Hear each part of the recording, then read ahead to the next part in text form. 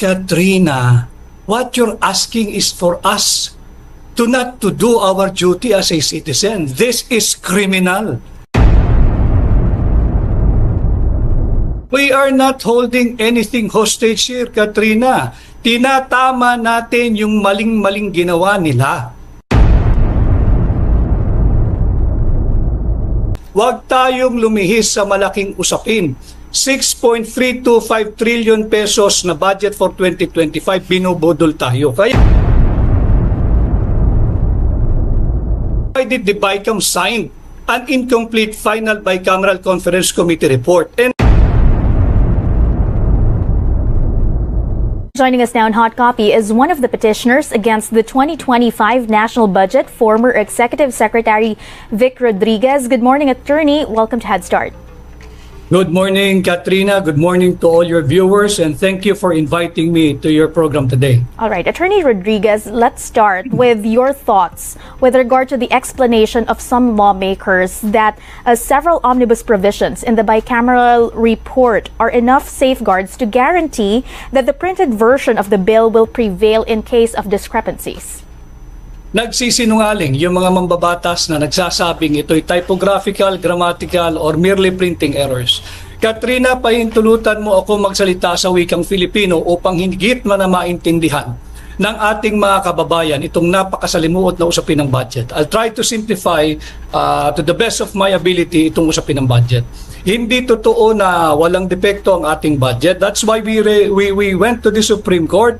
Nag-file tayo ng petition because we believe pagod na ang mga Pilipino. We have to put a stop to this circus. It's time to get serious. Attorney Rodriguez, sabihin na po natin na mayroon nga di umano, ayon sa inyong camp, na mayroong mga mali o mga illegality doon sa national budget ng 2025. But at the end of the day, if accountability is what we are after, then why not just simply file maybe administrative or criminal cases against those who authorized or signed that bicameral conference committee report?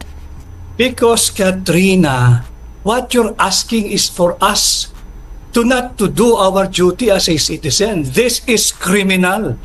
This is falsification of legislative document. At ang gusto ninyo ay pipikit na lamang kami. No sir, no sir. To clarify. Alam niyo ba na ang halaga dito ay 6.325 trillion pesos? Hindi tayo pwedeng hayaan lang natin sila because yung GAA is nothing but a fruit of a very poisonous process. They have abandoned a clear constitutional mandate to safeguard every centavo of the Filipino people's money. That is why we have filed a petition before the Supreme Court. We agree that there may be some irregularities in the budget as you allege. Good. But if you are mentioning that there might be a criminal act here, why not go after those who authorized, in your own words, this poisonous process? Why would you hold the budget hostage based on the words of Representative Zia Alonto Adyong? We are not holding anything hostage here, Katrina. Tinatama natin yung maling-maling ginawa nila. Ito'y malaking kasinungalingan na walang depekto yung budget.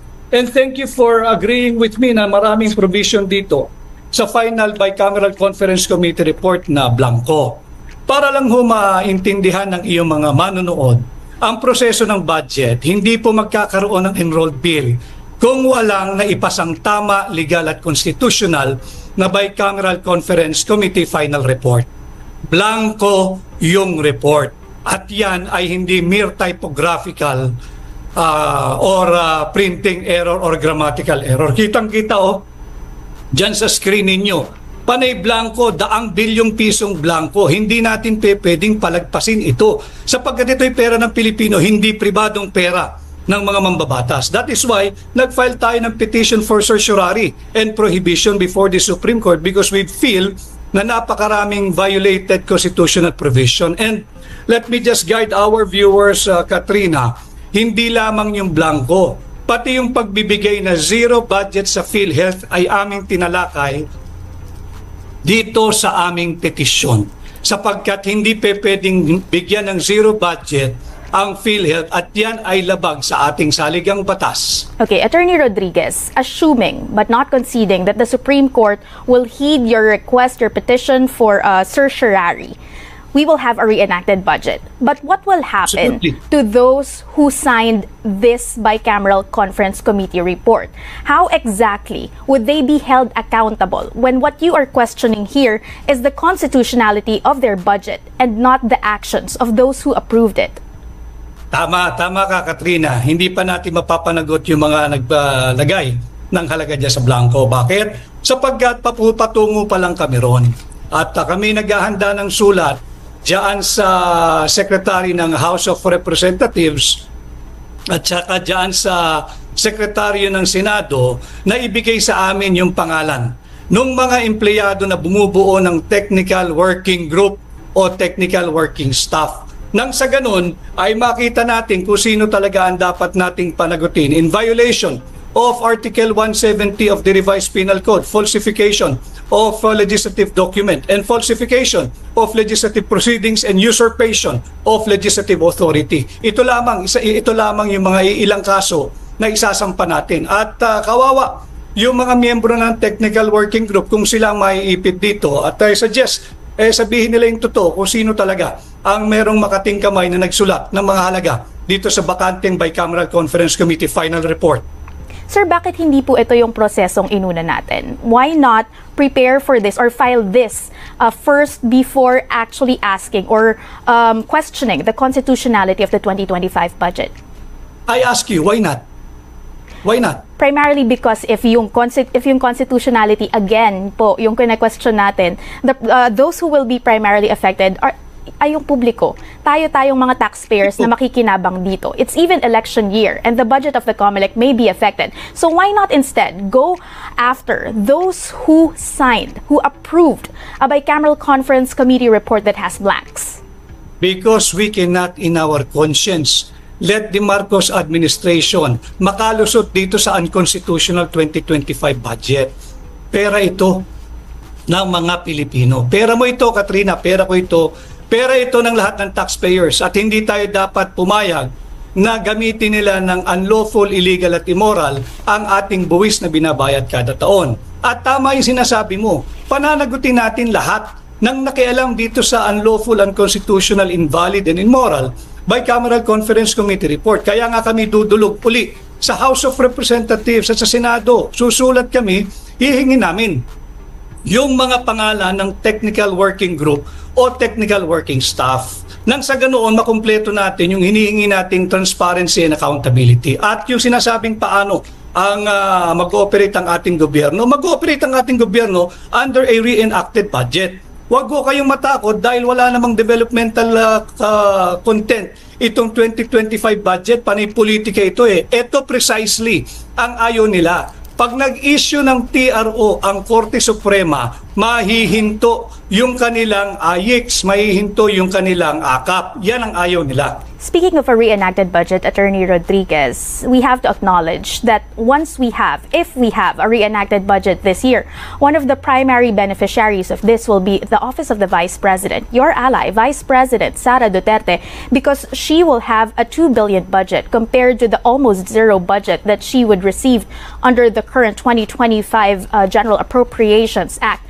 How then do you respond to your critics, particularly in the House of Representatives, who say that what you're doing right now is a sort of strategy to give the OVP, to restore the OVP's budget? Unang-una, hindi zero budget, Katrina, ang Almost OVP zero in budget. 2025. 700 million pesos plus ang budget ng OVP, hindi zero. Pangalawa, sino ba nagko-control ng release ng budget? Hindi ba DBM? Halimbawa, nag-reenacted budget, di wag nyo i-release just to prove to you and to those clowns in Congress na wala kaming pakialam sa budget ng Office of the Vice President. At tanggap na ni Vice President Inday Sara yun. Huwag tayong lumihis sa malaking usapin. 6.325 trillion pesos na budget for 2025, binubudol tayo. Kaya tayo ay nagsampa ng petisyon sa Korte Suprema upang questionin ang legalidad at constitutionality na itong 2025 budget. Alam mo ninyo mga kababayan, alam ng lahat ng sanggunian, kahit ang sangguniang barangay, ang municipal council, ang city council, ang provincial council, marurunong ho ito magpasa ng budget. Yung mga barangay kagawad, yung mga konsihal, yung mga board members, alam nila na hindi pwedeng magpasa ng isang budget, panukalang budget, kung mayroon kahit isang sentimong halaga ng blanco. Buti pa, yung mga barangay council marunong magpasa ng budget. Attorney Rodriguez, in your book, Kingmaker, I remember reading it last year. You gave Thank you. details on how key personalities in the Marcos administration pushed you out, eased you out of the current government, particularly as executive secretary. How then do you get rid of the impression or insinuations that everything you are doing right now to question the constitutionality of the president's spending bill or spending a spending measure is just some sort of vindictiveness on your part? It's a clear vindication on the other hand, Katrina, sapagkat kaya ako tumalikod sa aking tinulungang administrasyon na mabuo at sa ngayon naglilingkod bilang Pangulo dahil lihis na yung langdas na kanilang tinatahak doon sa aming ipinangako sa mamamayang Pilipino na kami ay magsisilbi ng tapat at hindi magnanakaw at lalabanan ang korap. Ito'y pagpapatunay na tama yung aking naging desisyon na umalis na lamang bilang Executive Secretary at huwag tanggapin ang aking appointment bilang Presidential Chief of Staff. Attorney Rodriguez, based on your opinion, sino po ba ang pinaka-liable dito sa mga nangyari sa Bicameral Conference Committee report na may mga blanco? Should it be Kaya that? kami gagawa ng sulat, Katrina. Nais naming tingnan sino yung bumubuo ng technical working group. At aming pag-aaralan sino ba yung nararapat kasuhan ng kriminal dahil nga merong makating kamay na naglagay ng mga halaga dito sa enrolled bill. Kaya natin sinasabing usurpation, falsification of legislative documents sapagkat nung kanilang pinasa na blanco ito at may naglagay na makating kamay na mga halaga, nagbago na yung meaning ng bill. Hindi na ito yung original meaning ng bill na ipinasa ng Bicameral Conference Committee. And I think the better question to be asked is why did the BICAM sign an incomplete final Bicameral Conference Committee report? And why did the House of Congress, both the Senate and the House of Representatives, ratified, passed, signed, and filed an incomplete Bicameral Conference Committee report? Yan ang ating hinahanap sa ngalan ng transparency and accountability at yan ang ating papanagutin. Attorney Rodriguez, speaking of transparency and accountability, will you also push, either before the High Court or elsewhere, that bicameral conferences should finally be held public instead of what is being done in status quo, clandestine meetings between members from the House and from the Senate? Well, it's up to the court dahil baka sabihin ng court hindi sila pwedeng makialam sa function at workings ng Legislative Department. But tayo, we just go by the Constitution. Wala naman, hindi kasali ang Bicameral Conference Committee sa pagpasa ng budget. Wala silang puwang sa ating saligang batas. Tanging ang House of Representatives at Senado lamang. Ang tanging trabaho ng Bicameral Conference Committee, Katrina, ay i-reconcile yung conflicting figures o di kaya yung mga missing o nadagdagan o nawawala o hindi magkakasundong line items. Yun lamang yan, pero wala silang kapangyarihang iangat yung halaga o palitan yung mga line items na ipinasa na, binalangkas na ng mababang kapulungan at Senado. Walang kapangyarihan ng BICAM at higit sa lahat, walang pakialam yung fourth chamber or fourth house, kung sino man yun, yung naglagay ng halaga dito sa blankong Bicameral Conference Committee report. Attorney Rodriguez, finally, it's no secret that you're running for the Senate in the 2025 midterm elections. Kapag po ba nakasungkit kayo ng pwesto sa darating na halalan, maaasahan, ano yung inyong stance when it comes to holding bicameral conference committees public? All out ako dyan, Katrina. Dapat maging transparent sapagkat pera natin yan 6.325 trillion pesos ipapasa ng ganun-ganun na lang.